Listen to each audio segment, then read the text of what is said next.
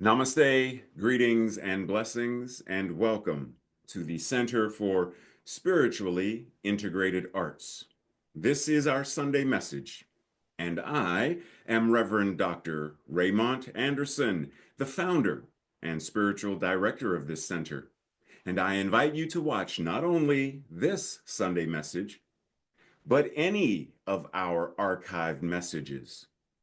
I invite you to join any classes or events that we have going on. I invite you to reach out and email if you have any questions. Questions about this community, questions about me, questions about what we do, or questions about this science of mind and spirit, liberation theology that we practice and teach. And if by chance you find yourself seeking beloved community with other like-minded beings, even if you already belong, are a member of another community, church, or center, you are more than free to have multiple affiliations wherever you are fed and find community. You are invited. And lastly, feel free to click like, subscribe, and share this or any other message or announcements with others in your circle. And with that, much appreciation, love, and blessings. Enjoy the message.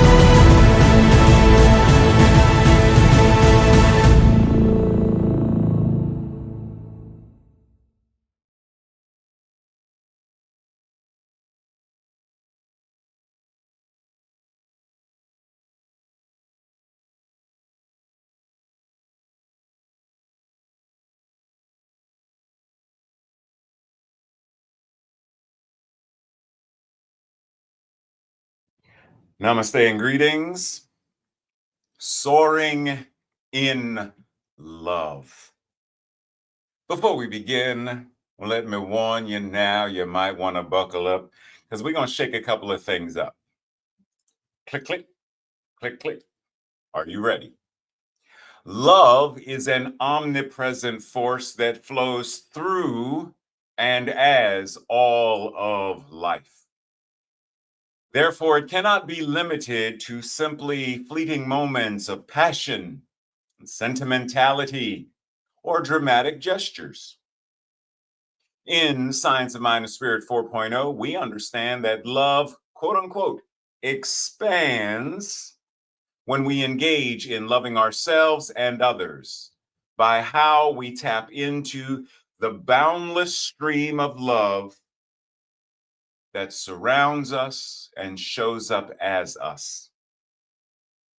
True love, as Thich Nhat Hanh reminds us, it carries respect and involves not only what we receive, but what we give. It is rooted in compassion, kindness, and a willingness to share both our joys and our challenges. By being present and fully engaged, we transform love from an ideal or an idea into a lived reality. It allows us to soar beyond any limitations and any experiences so that we may embody greater height and greater depth, greater fulfillment and enlightenment. Love as presence shows up in our lives. How? Love as compassion shows up when we do what? Love as kindness shows up for whom? In what way? Love as engagement means what exactly? How are we invited to soar in love, soar as love via presence, compassion, kindness, engagement? Now, the word omnipresent, etymology, simply means present everywhere. Okay. Present everywhere. Okay.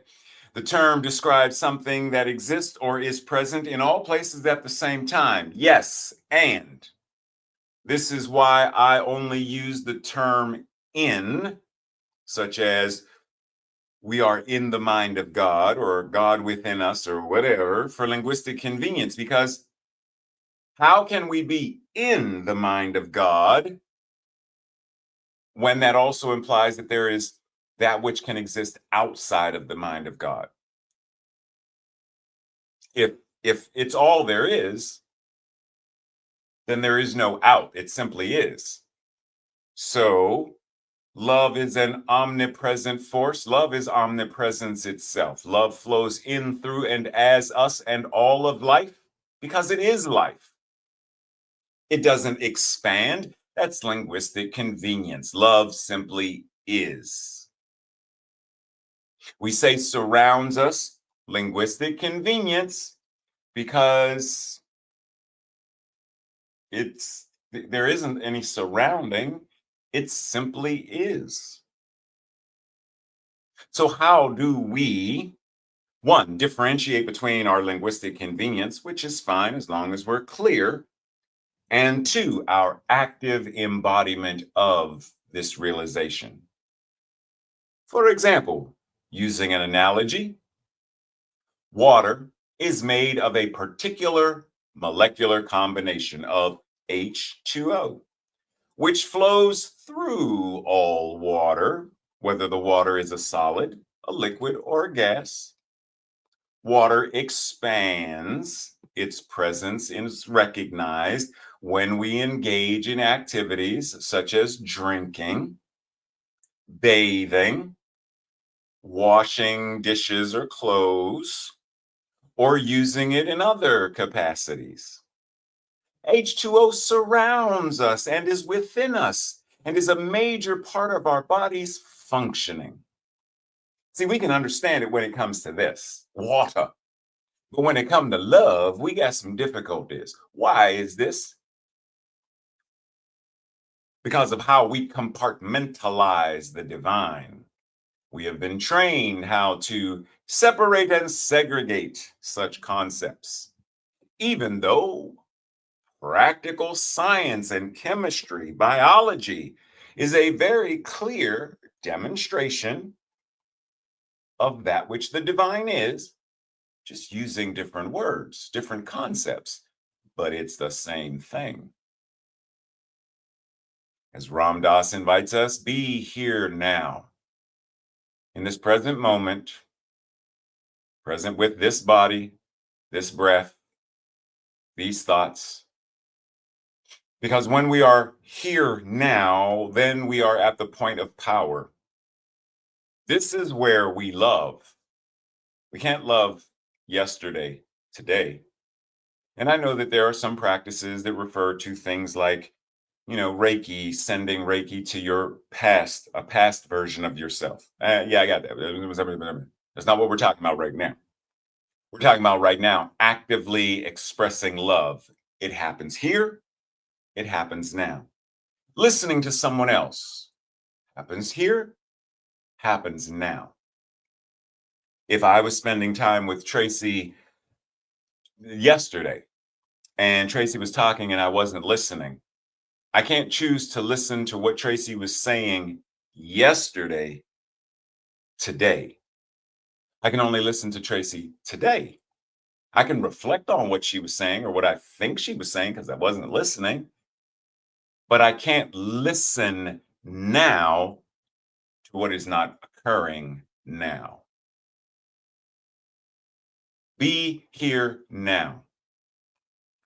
When we embody love as presence, this means that we become and are deeply connected by being actively engaged with another person, both physically, I don't know why it's both, but both physically, intellectually, energetically, spiritually, and emotionally. And this must include actively listening and creating a space where all feel acknowledged, honored, respected, and valued. That's when we embody love as presence. Now, you're probably wondering, why is there an asterisk beside person? Simply because it doesn't have to be a person. It can be love as presence with a pet, with a tree, with a cup of tea, because all of those are also expressions of God. If I were to ask you, theos, what does this word mean to you? Just in general, don't look it up, don't ask Siri, don't call Google. Just from your mind right now, fierce means what? Having or displaying an intense or ferocious aggressiveness related to the weather, something that is powerful and destructive, showing a heartfelt and powerful intensity, fashionable or attractive in a bold and striking way. Yes, and we're going to sort of take those last two and expand on them a smidge more, because that ain't all that's fierce. Teach them kids, Rue. Ready? Are you ready? Are you sure? Okay. The library is open. Grab your book, have a sit down, and let us begin. Are you ready? Fierce, from the Drag Dictionary, says stunning individuals get over here. Fierce is a very positive, life affirming, and cheering term for exceptionally stylish and or impressive drag queens who attract attention. It can also be used to outline an appearance, characteristic, or an action. Fierce is a very life affirming and cheering term.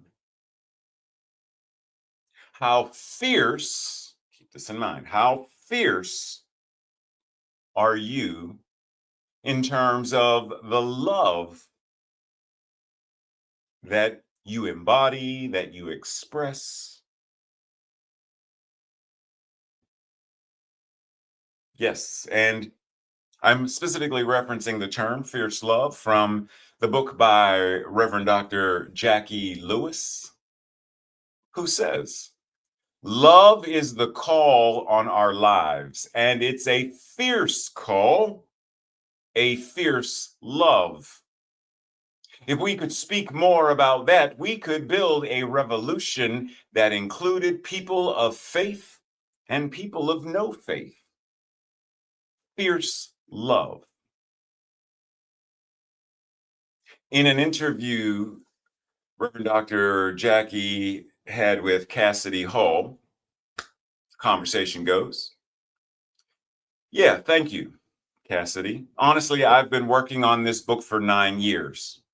It came to me the other day that it's been a 9-year gestation and then a 9-year write, and 9 months, I'm sorry. 9 years to gestate with 9 months to write.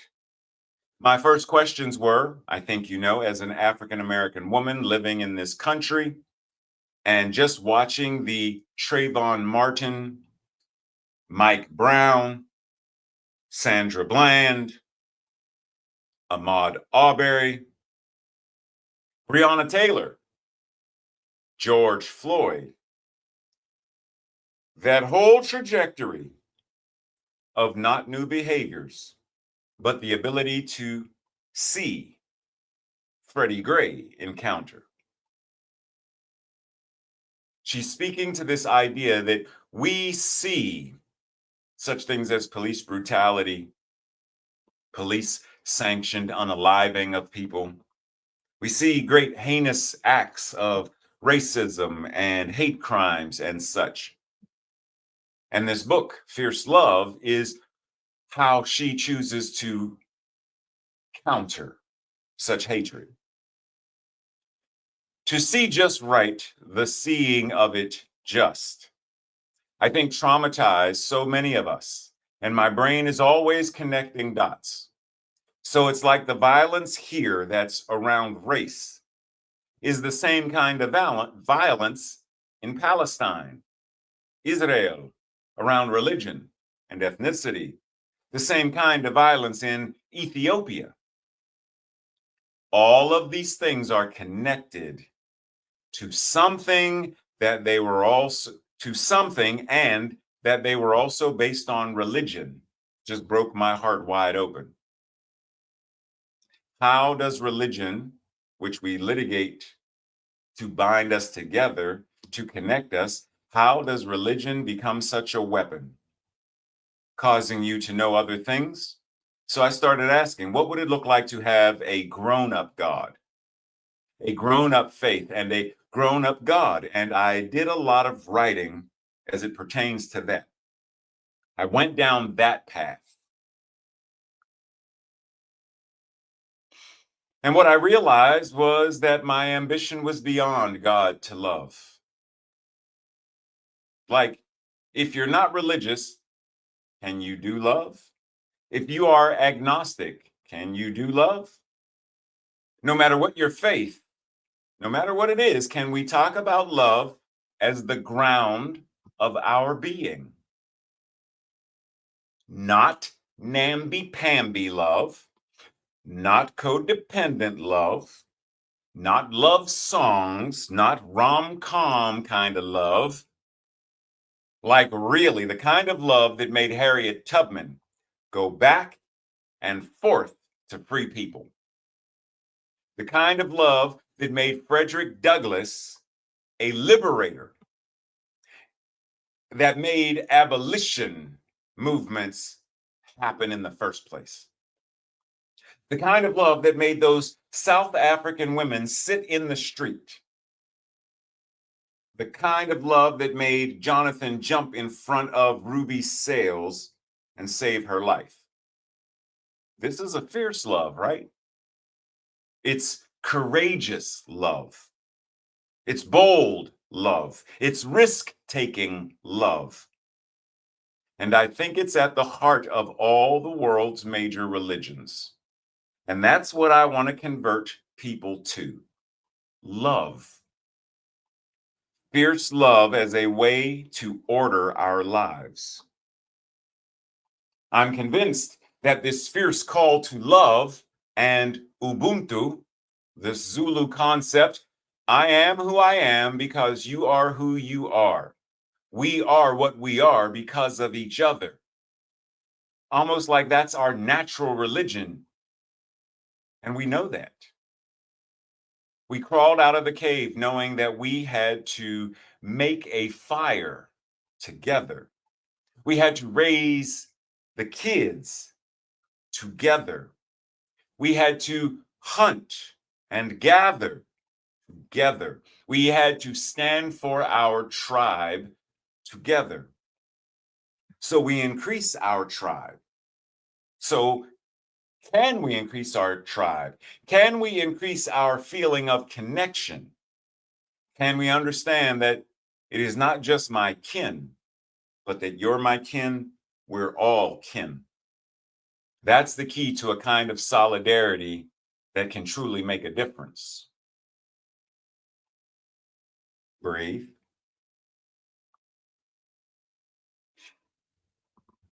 Now, what she's referring to, in essence, is the idea that Isabel Wilkerson addresses in her book, Caste.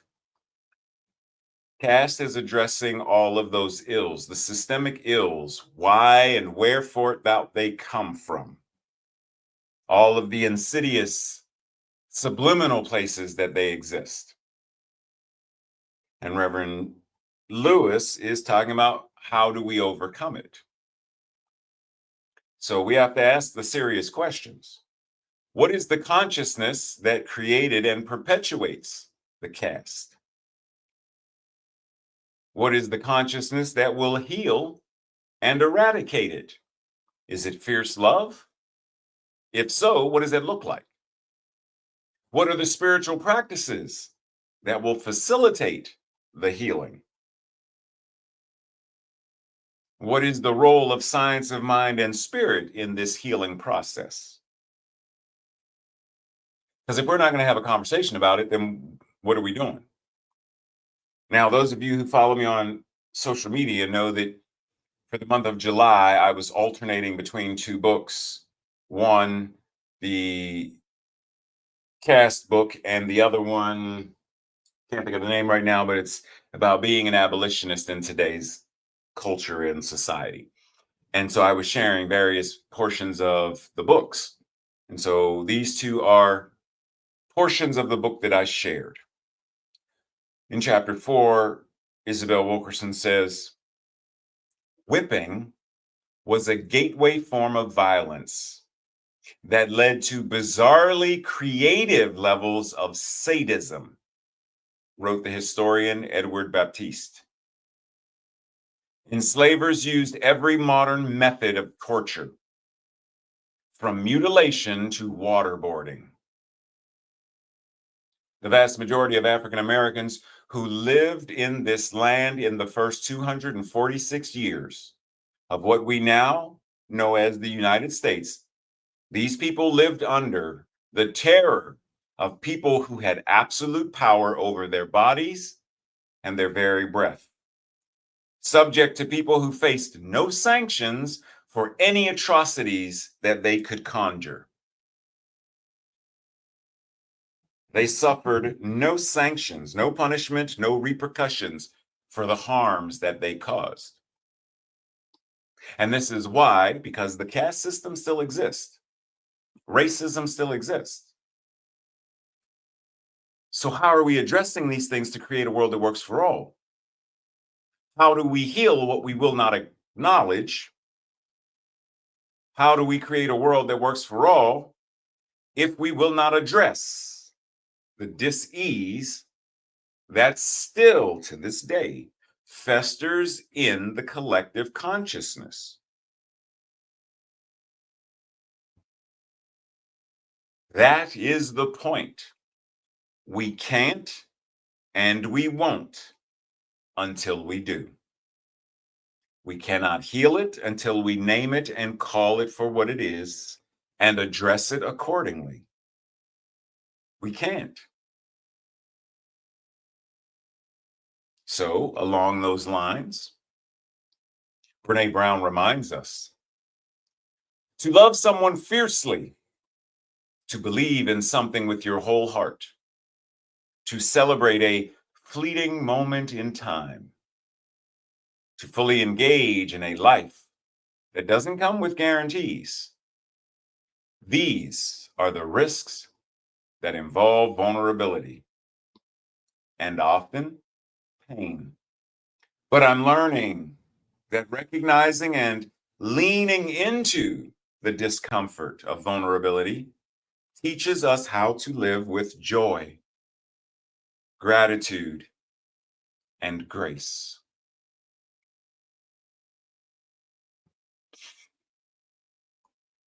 When we are together, we are not just stronger, we are invincible. Ubuntu.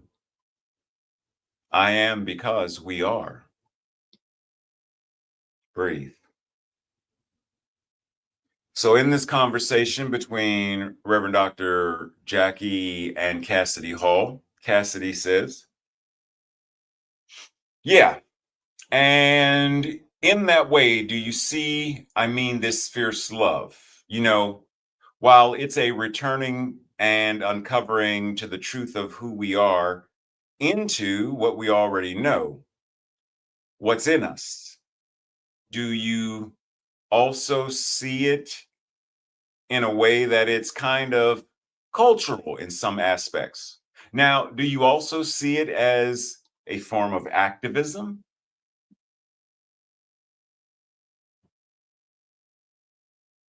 Absolutely. I think this fierce love, this news story is activism and can see proof of that. We all watched in horror as George Floyd was murdered, and that critical mass of people around the globe spawned it because we understood that George's death is our death. His baby's grief is our grief. And we also understood that we weren't going to get to the promised land of a peaceful nation without each other. So is it perhaps evolution? Maybe. In the human spirit, to lean back into what we knew as infants, that we need each other. We need somebody to raise a world together, a world that works for all. Fierce love is transformative. It is the power of alchemy that transmutes the baser elements of consciousness, such as hate, non life affirming fear, the scars and pains of unhealed trauma, regret, shame, and guilt, and transforms them into more life affirming elemental powers that heal, restore, offer true grace and forgiveness, foster peacefulness and unity, and liberates bodies, minds, hearts, and souls. Fierce love. Keep that in mind. So the question becomes, are you loving fiercely? Or are you relegating love to that sentimentality, the performing of grand gestures on Valentine's Day and other such things? Or are you loving fiercely, as Dr. Jackie said earlier, like Harriet Tubman, I'm willing to go back and forth to set my people free? Loving fiercely means loving fully. That means there are no conditions. I love because I love. I don't love you because you lent me money. I don't love you because you didn't make fun of me when I messed up the spring rolls. I don't love you because my therapist said it's the right thing to do on a Tuesday afternoon. Loving fiercely means I love fully because that's what God is. Now, how does it show up? Well, when we think, are you familiar with Matthew 25?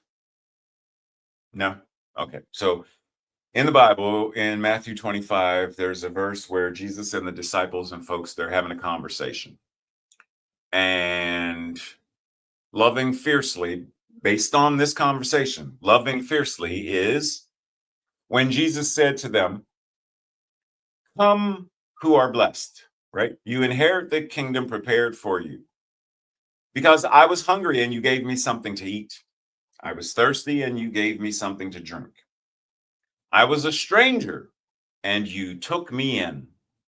I was naked and you clothed me.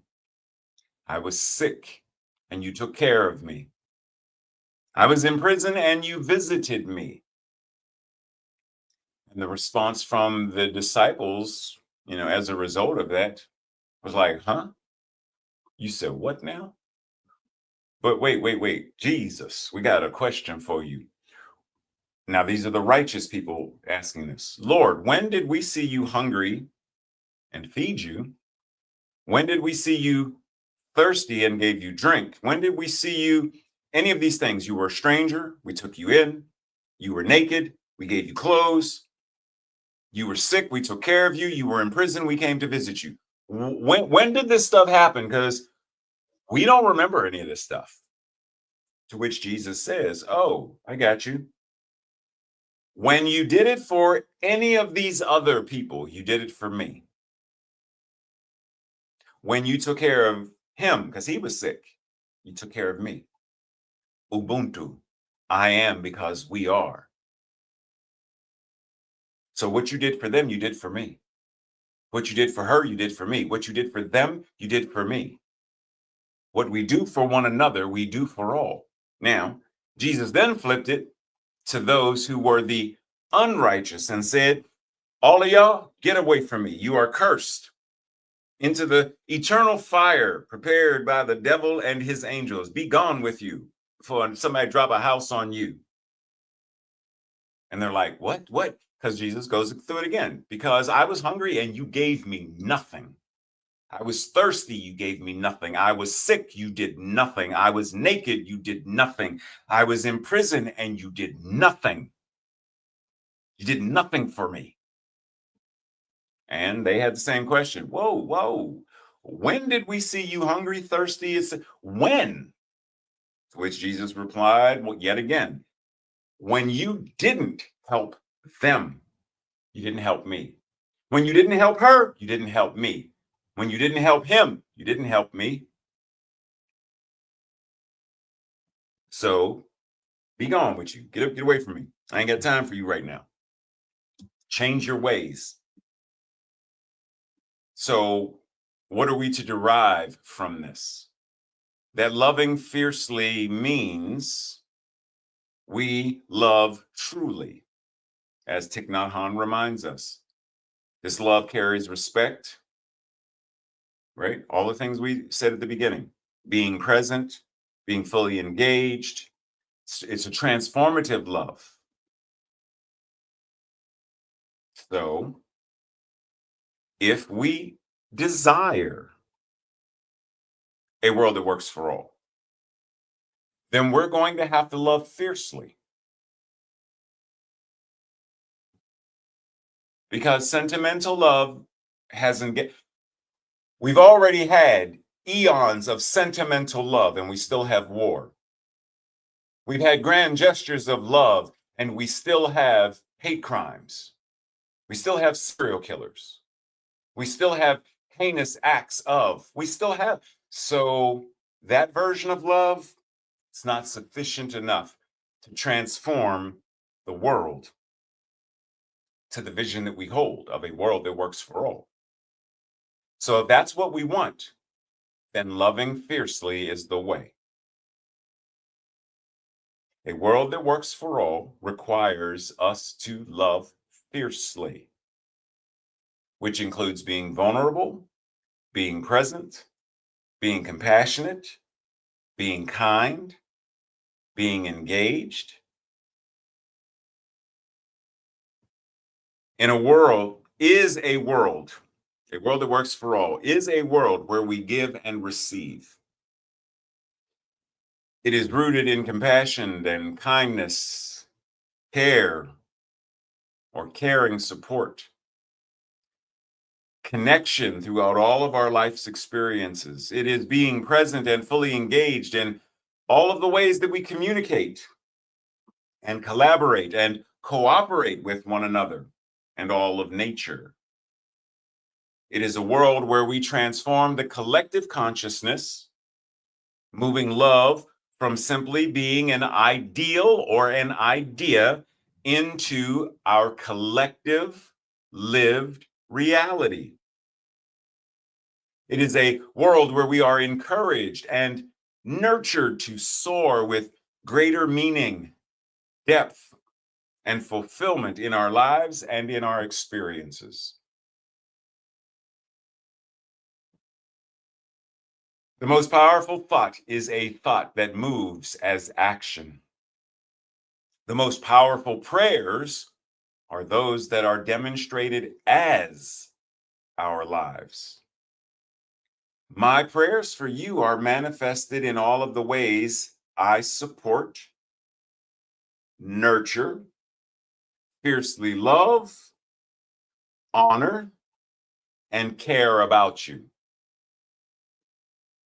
My prayers for you are how I give you something to drink when you are thirsty, clothe you when you are naked, care for you when you are sick, visit you when you are imprisoned, feed you when you are hungry, invite you in when you need shelter. My prayers for you are manifested in the ways that I show up in action that serve. Breathe. Thich Nhat Hanh offers us several mantras that help us to embody this loving compassion 24 hours every day. Darling, I am here for you. If you are fully present, this first mantra will produce a miracle. You become real. The person you say it to becomes real, and life becomes real in that moment.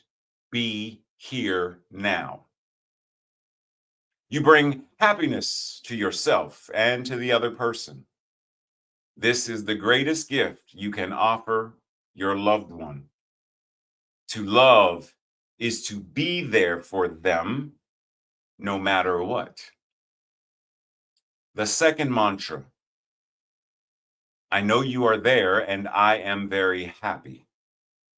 When I look deeply at the moon, I breathe in and out deeply and say, full moon, I know you are there and I am very happy.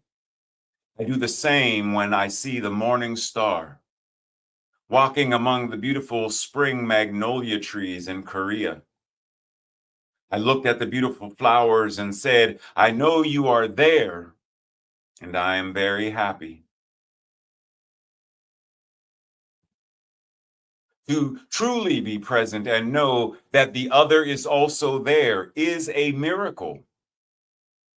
Whenever you are really there, you are able to recognize and appreciate the presence of the other. The full moon, the morning star, the magnolia flowers, the person or people you love the most. First, practice breathing in and breathing out mindfully to anchor, recover, and ground yourself to be here now. Then sit close to the one you love. And in that state of deep concentration, mindfulness, say the second mantra. Both you and the other person will be happy. You will be in a state of love, both at the same time. These mantras can be practiced in regular everyday life. To be a true lover, you have to practice mindful breathing in order to produce your true presence. Mantra 3. Darling, I know you are suffering. That is why I am here for you. If you are mindful, you will notice when your beloved is suffering, whoever the beloved may be. You sit close to them and say, I know you are suffering. That's why I am here for you. I know you are imprisoned. That's why I am here for you. I know you are hungry. That's why I am here for you. I know you are unhoused. That's why I am here for you. That alone will bring a lot of relief. And the fourth mantra, you can practice when you yourself suffer. Darling, I am suffering. Please help. I am hungry. I am thirsty. I am grieving. I am afraid. Please help. Only 6 words, but sometimes they are difficult to say because of the pride in our hearts, especially if it was the person we love who we believe caused us to suffer. In true love, there is no place for pride. And we are referring to non-life affirming pride, which is arrogance, hubris, vanity, and the resistance to being vulnerable, non-life affirming fear. In true love, you attain freedom. So living fully means loving fully as presence, compassion, kindness, and engagement. Are you ready to live fully and to love fully, fiercely? Human conduct is ever unreliable until humans are anchored in the divine. And not even just in, anchored as the divine. Are we anchored as the divine? Breathe. The science of mind and spirit gives us the means to take flight and soar in our lives by liberating us from suffering as much as we can. Pain, grief, sorrow are inevitable in life. However, when we know who and what we are better able to alleviate, to eliminate the causes of suffering. Knowing that we are not free until all are free, we embody this teaching with such fierceness that we love, support, serve, help, nurture, and heal all that we come in contact with. Anchored not only in the divine, but as the divine. Our presence is prayer. Our greeting is our amen. Our gaze is a blessing. Science of mind and spirit is our blueprint for transforming the world. Breathe.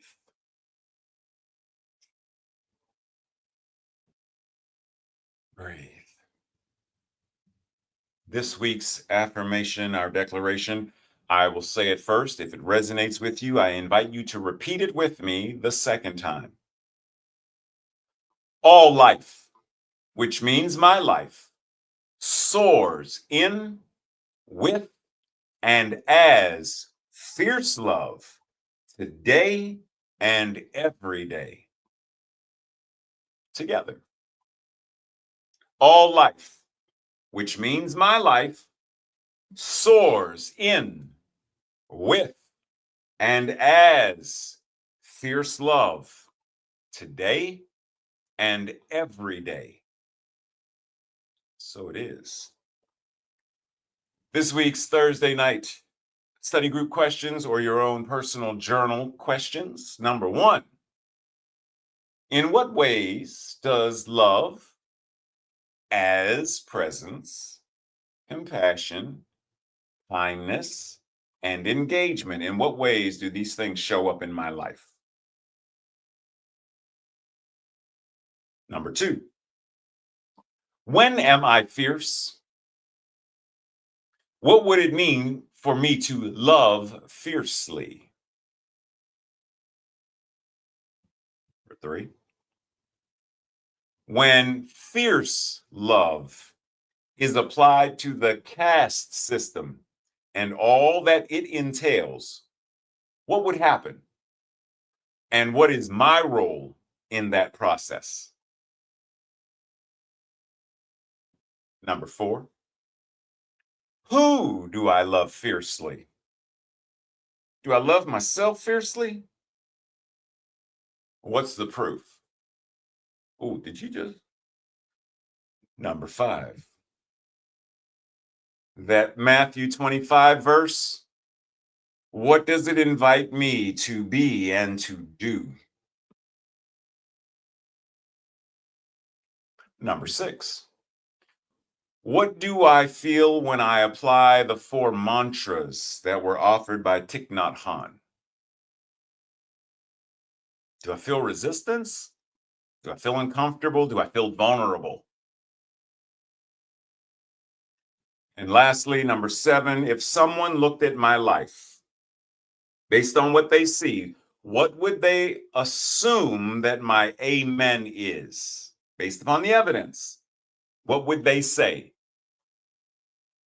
What is my amen based on the evidence?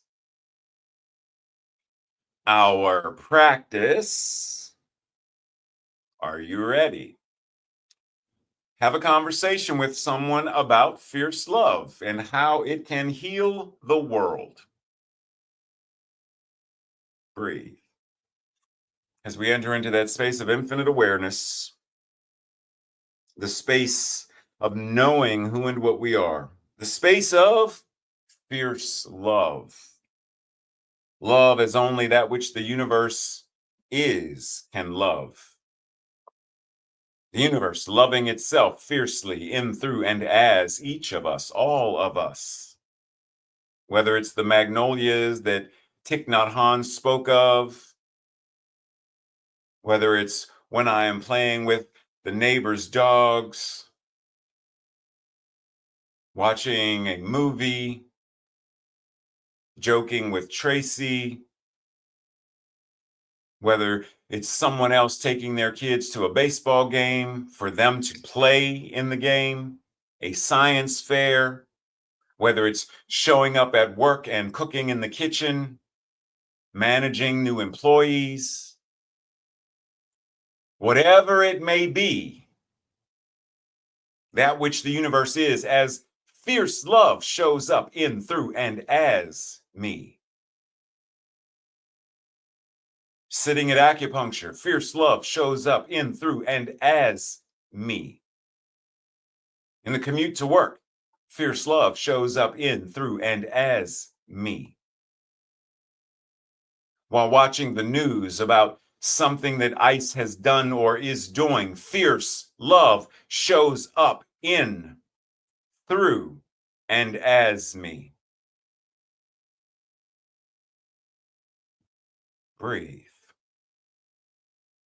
So in this space, I embody this truth that what I am is fierce love made manifest. And that shows up as presence, compassion, kindness, engagement, service. Shows up in and as all that I am and all that I do. My life is my amen, right here and right now. Breathe. And so it is.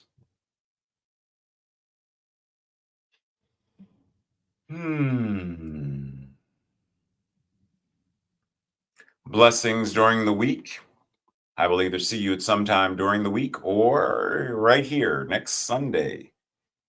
And just as a quick reminder, if you are able to or happen to be in the Las Vegas area, I invite you to come out there and visit the event that I will be speaking at and Rainika and I will be interpreting at, and come on out and join us. Other than that, loving and blessing you always and in all ways.